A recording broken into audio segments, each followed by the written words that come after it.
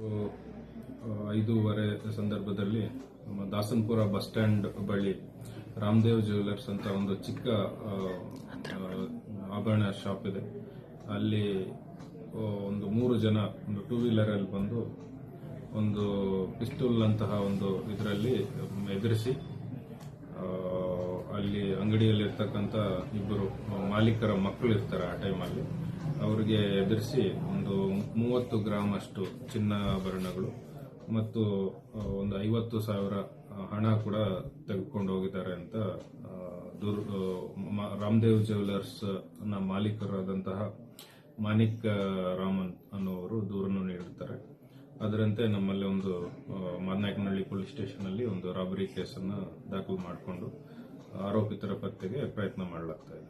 ಅದರ ಅಸಲಿಗನ್ನ ಅಥವಾ ನಕಲಿಗನ್ನ ಅದು ಈಗಲೇ ಹೇಳಲಿಕ್ಕೆ ಆಗೋದಿಲ್ಲ.